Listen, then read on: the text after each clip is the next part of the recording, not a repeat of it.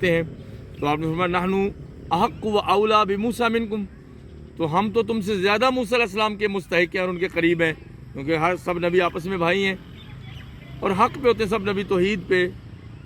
तो फिर आपने रखा, कई साल रखा। तो एक दफ़ा किसी ने कहा सहाबा में से कि हाज़ा यौमुन ताज़ुमुहुल यहूद, अल्लाह के नबी सल्लल्लाहु अलैहि वसल्लम, ये 10 मुहर्रम का वो दिन है कि यहूदी इसकी बड़ी ताज़ीम करते हैं, इसको मैग्नीफाई करते हैं, ग्लोरीफाई करते हैं।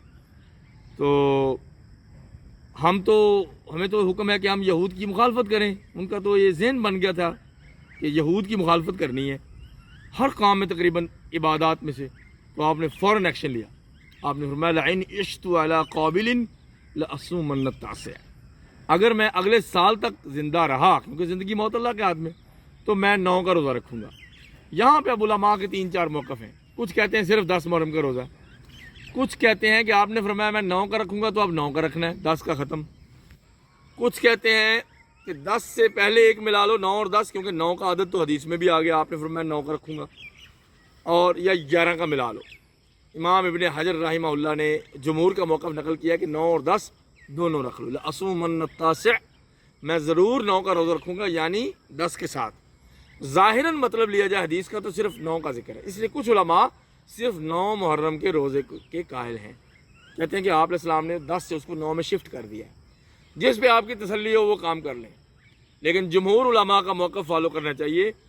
शेख इब्न बाज़ और किबार उलमा ने यही कहा है कि 9 और 10 का रोज़ा रखना चाहिए, या 10 और 11 का, क्योंकि एक रिवायत मौजूद है जिसमें कुछ कलाम तो है मगर मौजूद है, कुछ उलमा ने इसको कबूल किया है कि सूमु यौमन क़ब्लहू औ बादहू, उससे पहले एक दिन रोज़ा रख लो और बाद या एक दिन बाद में रख लो 10 मुहर्रम, ताकि यहूद की मुखालफत हो, मुशाबहत ना हो इबादत में भी।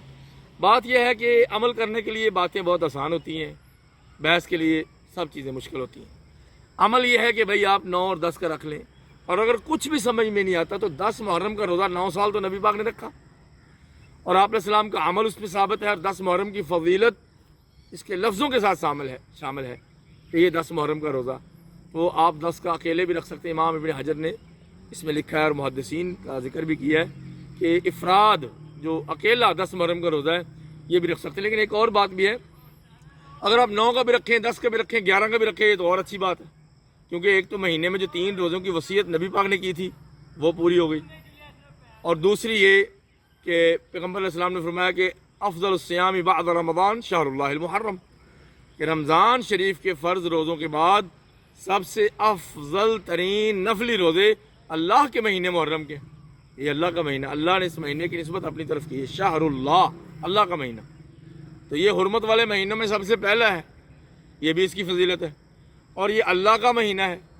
और इसमें सारे महीने में भी आप रोज़े रख सकते हैं। तो इख्तिलाफ ख़त्म हो जाता है।